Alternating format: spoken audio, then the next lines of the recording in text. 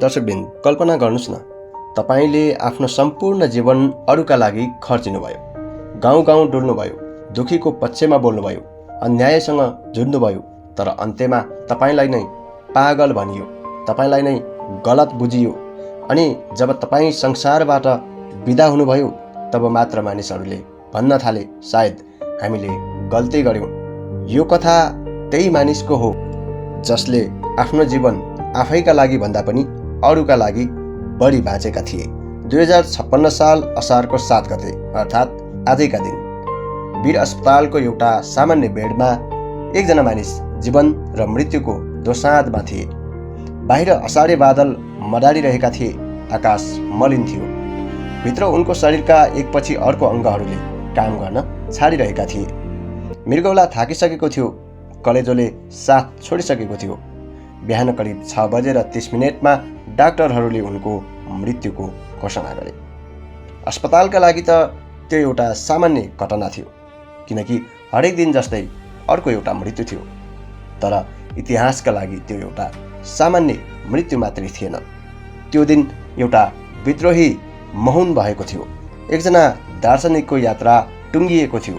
एकजना यस्तो मानिस विदा भएको थियो जसले आफ्नो जीवन आफैका लागि भन्दा पनि अरूका लागि बढी बाँचेका थिए।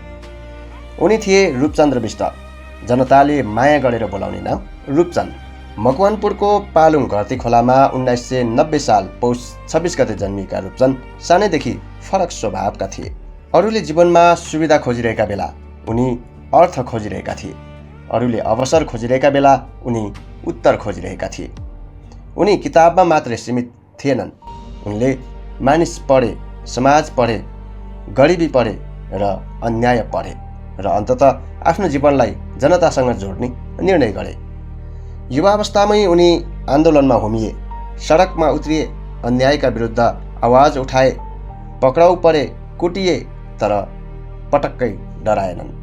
उनले बिस्तारै बुझ्दै गए, समाज बदल्ने सबैभन्दा ठुलो शक्ति हतियार होइन, चेतना हो। त्यसपछि उनको जीवनको लक्ष्य नै बदलियो। उनी मानिस जगाउने अभियानमा लागे।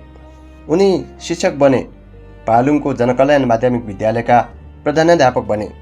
तर उनी केवल किताब पढाउने शिक्षक थिएनन्, उनी चेतना पढाउने शिक्षक थिए।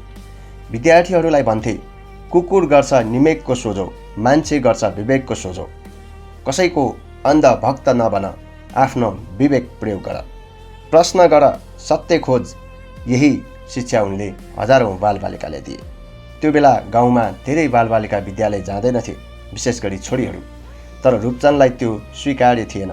उनी घर घर पुगे, अभिभावकलाई सम्झाए, कहिलेकाहीँ झपाडे पनि र भन्थे, केटाकेटी नपढाउने बाउआमा मुर्दाबाद। महिलाहरूलाई चुलो चौकामा सीमित राख्ने समाजसँग उनी सहमत थिएनन्। त्यसैले गाउँ गाउँमा गएर कन्या शिक्षा मातृ शिक्षा हो भन्दै अभियान चलाए। दर्शकबिन, उनी शिक्षक मात्रै थिएनन्, उनी प्रकृति प्रेमी थिए, दार्शनिक थिए, कवि थिए। 7 वर्षसम्म ग्रह, नक्षत्र र पूर्वीय दर्शनको अध्ययन गरे। दामनका डाँडा काँडा, हावा, वन, प्रकृतिसँग उनको विशेष सम्बन्ध थियो। श्रमलाई उनी पूजा जस्तै मान्थे। खेती गरे, ट्रक चलाए, होटल चलाए। उनको विश्वास थियो कुनै पनि श्रम सानो हुँदैन।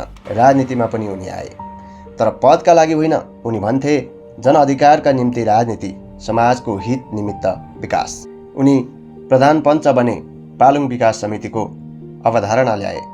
जनश्रमबाट विकास सम्भव छ भन्ने उदाहरण प्रस्तुत गरे। 2038 र 2043 सालमा राष्ट्रिय पञ्चायत सदस्य निर्वाचित भए।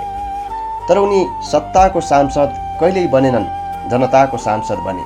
त्यो बेला संसदभित्र बोलेका उनका भाषण, कविता र विचारहरू आज पनि सुन्ने हो भने आश्चर्य लाग्छ। उनी गरिबका पक्षमा उभिन्थे, सत्तासँग प्रश्न गर्थे, त्यसको मूल्य पनि चुकाए। जेल परे, अपमानित भए, तर उनी झुक्दै झुकेनन्। दर्शकबिन, उनी कवि पनि थिए। उनका शब्दहरूमा आगो थियो, उनका कविताहरूमा चेतना थियो। उनी लेख्थे, हामी कसैका होइनौँ, कोही हाम्रा होइनन्, हामी न्याय र सत्यका, न्याय र सत्य हाम्रो। उनी भन्थे, म तिम्रो जुत्ता हुँ, लगाऊ तिम्रो खुट्टामा, अर्थात् म शासक होइन, तिम्रो सेवक हुँ। उनले मन्त्री बन्ने अवसर पनि पाए, पटक पटक पाए, तर स्वीकार गरेनन्, किनकि उनी विश्वास गर्थे जनताको पक्षमा उभिने मानिस सत्ताको लोभमा बेचिनु हुँदैन। तर विडम्बना यहीँबाट सुरु भयो। पञ्चायतले उनलाई मन पराएन। बहुदल आएपछि पनि धेरैले उनलाई बुझेनन्। उनी एक्लिँदै गए, साथीहरू छुट्दै गए। मानिसहरूले उनलाई सन्की भने, बहुलाह भने, गद्दार भने, घाँसमा लुकेको हरियो सर्पसम्म पनि भन्न भ्याए। जीवनभर अन्यायसँग लड्ने मानिसलाई उल्टै गलत साबित गर्ने प्रयास गरियो। सायद उनको सबैभन्दा ठुलो पीडा यही नै थियो।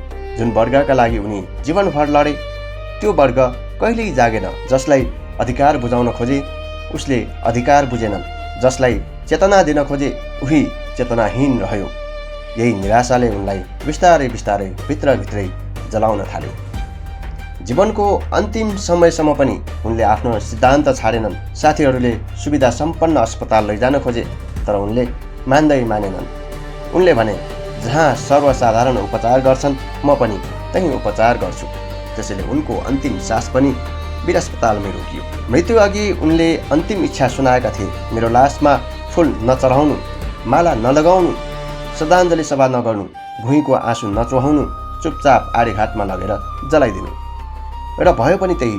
जसरी बाँचे त्यसरी नै गए, सामान्य, सादा र निस्वार्थ। तर दर्शकवृन्द, उनको मृत्युपछि अचानक धेरैले उनलाई सम्झन थाले।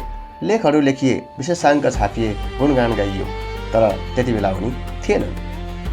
जिउँदो हुँदा धेरैले नबुझेका मानिसलाई मरेपछि सबैले खोज्न थाले। आज उनको मृत्यु भएको वर्षौँ बितिसकेको छ दर्शकवृन्द, तर एउटा प्रश्न अझै जीवित छ।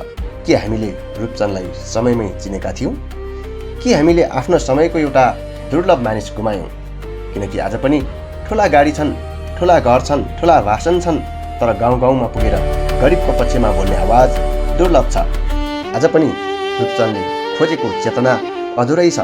आज पनि उनले जोगाउन खोजेको समाज पूर्ण रूपमा जागेको छैन। र त्यसैले असार 7 आउँदा धेरै मानिसको मनमा एउटा वाक्य स्वतः निस्किन्छ, really we miss you Roopchand.